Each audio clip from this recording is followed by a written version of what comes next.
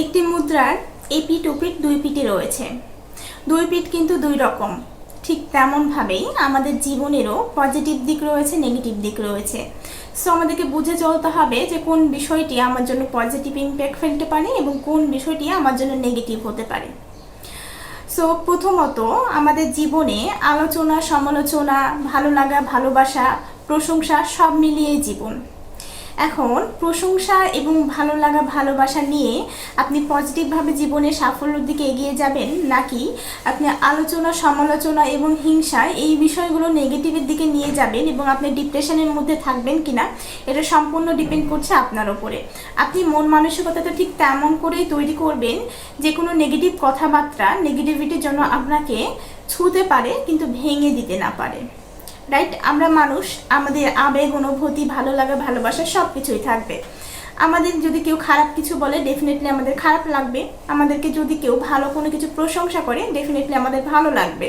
কিন্তু বিষয় হচ্ছে ভালো লাগা এবং ভালো না লাগা এই বিষয়টাকে একটা লিমিটের মধ্যে রাখতে হবে।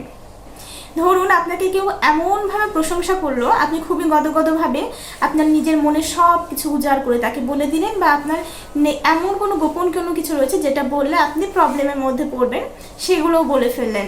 সো এটা তো লিমিটের মধ্যে থাকলো না।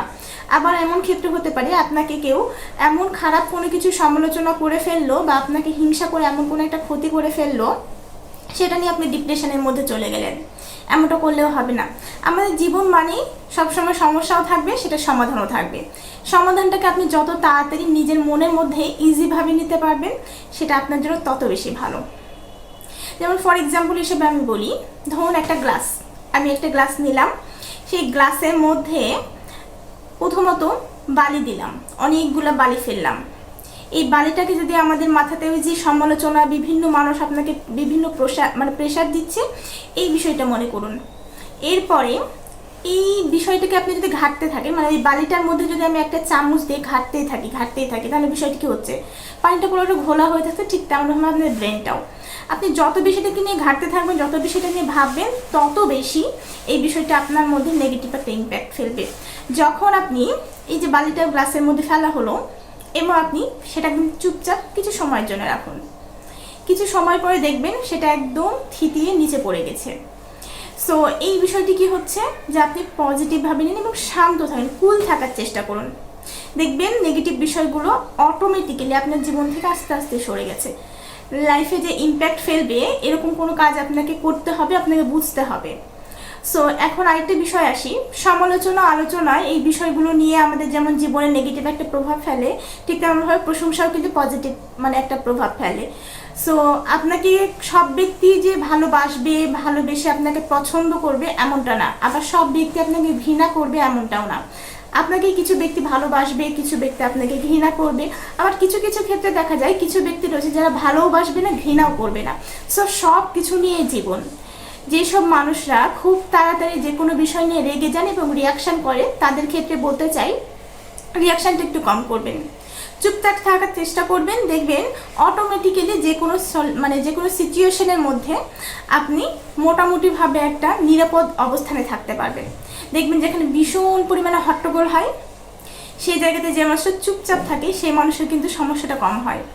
কিছু মানুষের ব্যাড লাক থাকে, হয়তো বা আলাদা কিছু হতে পারে, বাট ম্যাক্সিমাম সময় আমাদের ধর্মগ্রন্থেও কিন্তু বলা রয়েছে, হজরত আলী আলাইহিস সালাম কিন্তু একটা বাণীতে বলেছিলেন যে কোনো একজন ব্যক্তি সে আলোচনার মধ্যে থেকেও অনেক সময় দেখা যায় চুপচাপ থাকার জন্য কখনো কখনো কোনো অবস্থাতেই অপমানিত হয়নি, কিন্তু অনেক ক্ষেত্রে অনেক ব্যক্তি কথা বলার জন্য অপমানিত হয়েছে। সো আমাদের কথা বলার বিষয়টা মাথায় রাখতে হবে এবং আমাদের জীবন স্বাভাবিকভাবে চলার জন্য নেগেটিভ থেকে পজিটিভ ভাইবের মধ্যে থাকার জন্য চেষ্টা করতে হবে। যে কোনো বিষয় কেউ যদি আপনাকে নেগেটিভ কিছু বলে, সমালোচনা করতে চায়, অবশ্যই আপনার সমালোচনাটা চুপচাপ শুনে সেই অনুযায়ী যদি কোনো আপনার বক্তব্য থাকে ধীরে সুস্থে শান্তভাবে দেওয়ার চেষ্টা করবেন, উগ্র আচরণ করবেন না। এবং দ্বিতীয়ত, যে কোনো সম্পর্কের মধ্যে ভালো লাগা, ভালোবাসা সব কিছুই থাকবে, এগুলো মনে রেখে আমাদের জীবন চালাতে হবে।